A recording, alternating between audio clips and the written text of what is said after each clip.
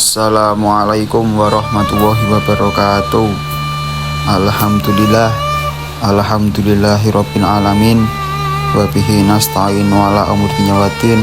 Wassalatu wassalamu ala asyrofil sayyidina mursalin wa ala alihi wa sahbihi ajmain. Amma ba'du.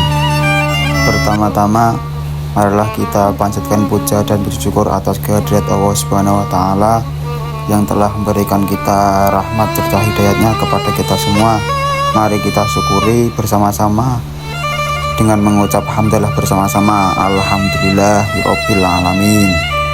Kedua kalinya salawat serta salam semoga tercurahkan kepada baginda kita Nabi Agung Nabi Muhammad SAW yang insya Allah kita mendapatkan syafaatnya besok di yaumul qiyamah. Amin. Pada kesempatan kali ini saya akan menyampaikan kultum tentang pentingnya ukhuwah atau persaudaraan yang merupakan fondasi utama dalam membangun umat yang kuat dan membangun kasih sayang dalam Islam. Dalam Islam, ukhuwah terbagi menjadi 3. Yang pertama, ukhuwah Islamiyah, yang kedua, ukhuwah wataniyah, dan yang ketiga, ukhuwah insaniyah. Adapun yang pertama yaitu ukhuwah Islamiyah atau bisa disebut persaudaraan sesama muslim.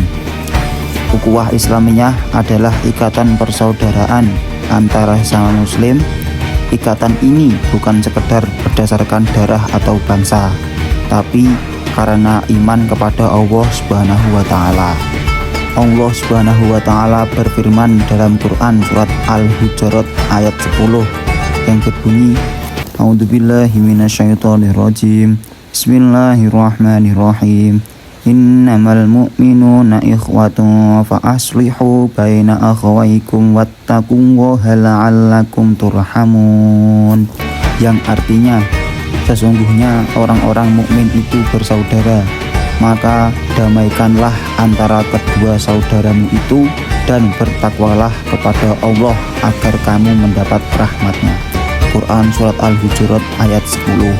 Pada ayat ini kita paham bahwa Islam memerintahkan kita untuk menjaga hubungan baik antar sesama muslim, bahkan diperintahkan untuk mendamaikan jika ada yang berselisih. Adapun yang kedua yaitu ukhuwah wataniyah atau bisa disebut persaudaraan kebangsaan. Islam tidak memisahkan cinta kepada agama dan cinta kepada tanah air.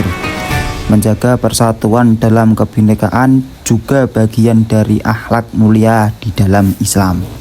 Sebagai warga Indonesia, kita hidup dalam keberagaman suku, agama, dan budaya.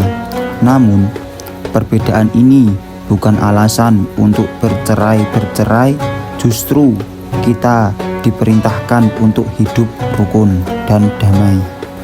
Allah Subhanahu wa taala telah berfirman dalam Quran surat Al-Hujurat ayat 13 yang berbunyi, A'udzubillahi minasyaitonirrajim. Bismillahirrahmanirrahim. Ya ayyuhan nasu inna khalaqnakum min dzakarin wa untha wa ja'alnakum syu'uban wa qabaila lita'araku. Yang artinya, wahai manusia, sesungguhnya kami menciptakan kamu dari seorang laki-laki dan seorang perempuan. Lalu kami jadikan kamu berbangsa-bangsa dan bersuku-suku agar kamu saling mengenal.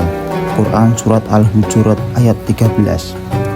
Dan yang ketiga adalah ukhuwah insaniyah atau bisa disebut persaudaraan kemanusiaan.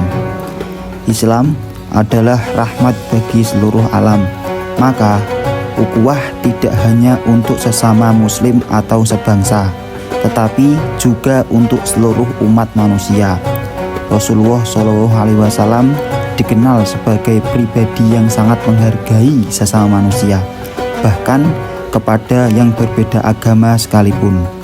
Dalam Piagam Madinah, beliau menyatukan kaum muslim Yahudi dan kaum musyrikin untuk hidup damai dalam satu negara. Allah Subhanahu wa taala telah berfirman dalam Quran surat Al-Anbiya ayat 107 yang berbunyi, A'udzubillahi minasyaitonirrajim. Bismillahirrahmanirrahim. Wa ma arsalnaka illa rahmatan lil alamin. Yang artinya, dan kami tidak mengutus engkau Muhammad melainkan untuk menjadi rahmat bagi seluruh alam. Quran surat Al-Anbiya ayat 107. Dan dari hadis Rasulullah SAW sendiri, yaitu al-muslimu akhwal muslimi la yadlimuhu wa la yuslimuh. Artinya, seorang muslim adalah saudara muslim yang lain, tidak menzolimi dan tidak membiarkan dia dizolimi. Hadis riwayat Bukhari dan Muslim.